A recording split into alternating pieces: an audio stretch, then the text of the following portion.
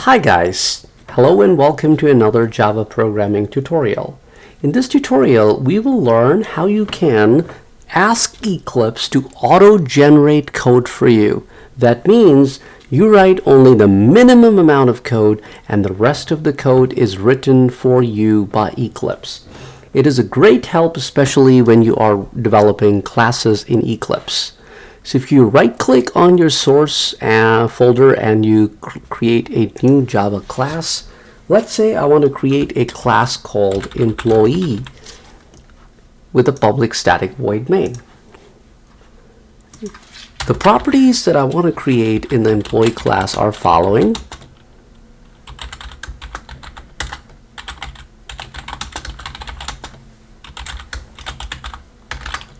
Once I create these properties, I can ask Eclipse to auto-generate the getters and setters for me, and this is how you can do that. You can simply click the source menu and you can go under generate getters and setters. Either you can only generate getters or generate setters, or you can generate both of them. You simply click on select all and you click generate. And notice it generated the getters and the setters for each of the properties.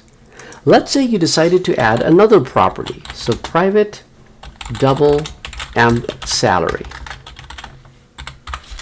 Now, instead of going through the process of source and generate getters and setters, you can also generate getters and setters for this new property. So save the changes, hover over the property, and here you can generate the getters and setters by simply clicking create getter and setter for this property.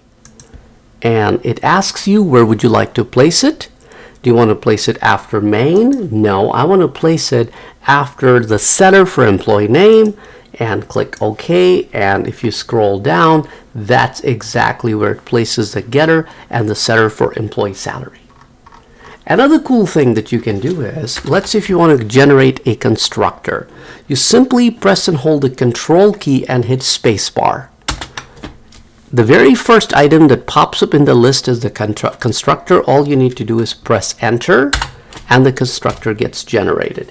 If you want to generate constructor other than the default constructor, you can simply click the source menu, and down below it gives you an option called generate constructor using fields. You can click on that and you can generate constructor using one field, two field, or all fields.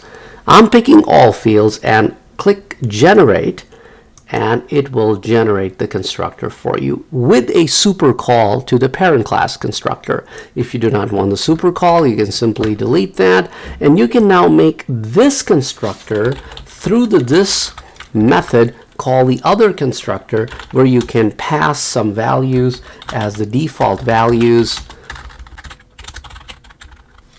and that way you would not have to repeat yourself from having to write multiple assignment operations. So this is this call from the default constructor to the overloaded constructor. So this is how you can generate the code on the fly. And think about it, without explanation, if you would have to generate this code, it would definitely take far less time. Let me show you with another example, just so that you can see how quickly this process can be done.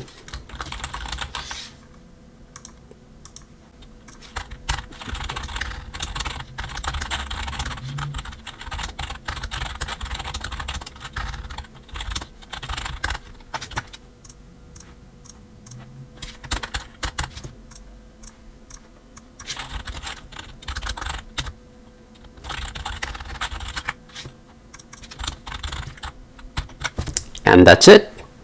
You have your entire class done.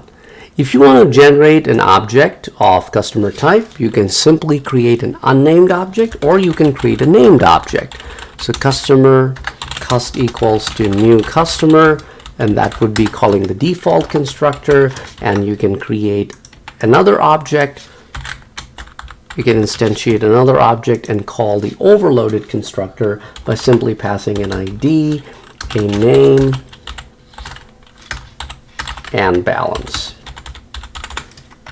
And here you go. Simple as that. Let me know in the comment section below how you like this week's tutorial, and I'll catch you in the next one. Till then, take care, guys. Bye-bye.